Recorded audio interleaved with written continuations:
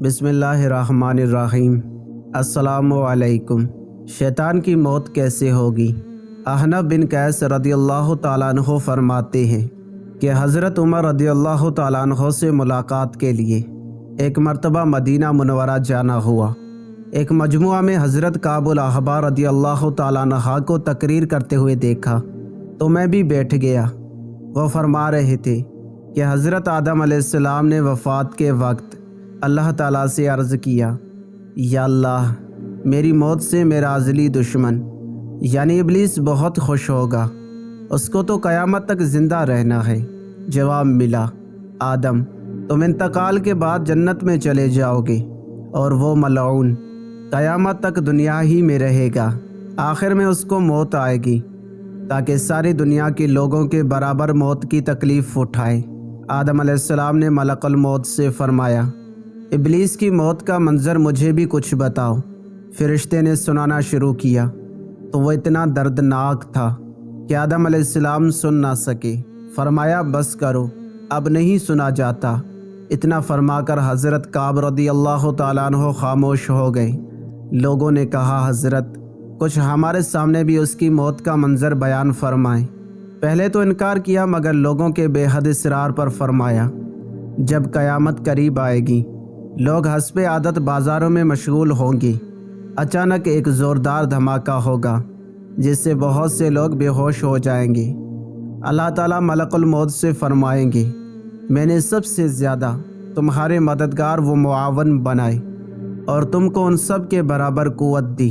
میرے غصے اور غضب کا لباس پہن کر جاؤ اور ابلیس ملعون کی روح قبض کرو اور اس کے ساتھ تمام انسانوں اور جنوں سے زیادہ سختی کرنا، اور مالک داروغ جہنم سے کہو کہ جہنم کے دروازے کھول دے۔ ملک الموت غیظ و غضب میں بھرے بہت سے فرشتوں کے ساتھ دنیا میں اسی طرح آئیں گے کہ آسمان و زمین والے دیکھ لیں تو خوف کے مارے پگھل جائیں۔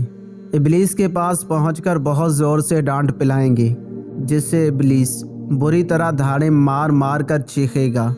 اگر دنیا والے اس کی آواز سن لیں تو بے ہوش ہو جائیں۔ ملک الموت ابلیس سے کہیں گے، خبیث تو نے بہت طویل عمر پائی اور بے شمار انسانوں کو گمراہ کیا جو تیرے ساتھ جہنم میں جائیں گے۔ آج ان سب کے برابر تجھے موت کا مزہ چکھاؤں گا۔ تیری مہلت اور ڈھیل کا وقت ختم ہو چکا، اب تم موت سے بھاگ نہیں سکتا۔ ابلیس گھبرا کر مشرق کی جانب بھاگے گا تو کبھی مغرب کی جانب، لیکن ہر طرف اپنے سامنے ملک الموت کو پائے گا۔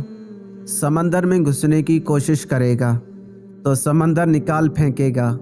آدم علیہ السلام کی قبر کے پاس کھڑا ہو کر کہے گا، اے آدم تمہاری وجہ سے میں ملعون و مردود بنا، کاش کہ تم پیدا ہی نہ ہوتے۔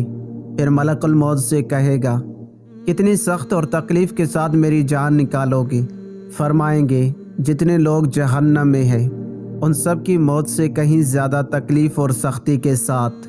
حدیث رسول اللہ صلی اللہ علیہ وآلہ وسلم کے مطابق ایک کافر کی جان ایسے نکلتی ہے کہ جیسے مخمل کے کپڑے کو کانٹوں کی جھاڑی میں پھنسا کر کھینچا جائے۔ یہ سن کر شیطان تڑپنے لگے گا اور چیختا چلاتا ادھر ادھر بھاگے گا اور جہاں موت آنی ہے وہاں گر جائے گا۔ وہ جگہ آگ کے انگارے کی طرح سرخ ہوگی اور وہاں جہنم کی کانٹوں والی کنڈیاں لگی ہوں گی۔ ان کنڈیوں سے تڑپا تڑپا کر اس کی جان نکالی جائے گی۔ حضرت آدم علیہ السلام اور بی بی حوا رضی اللہ تعالیٰ عنہا سے کہا جائے گا، ذرا اپنے دشمن کو دیکھو کس طرح ذلت کے ساتھ مر رہا ہے۔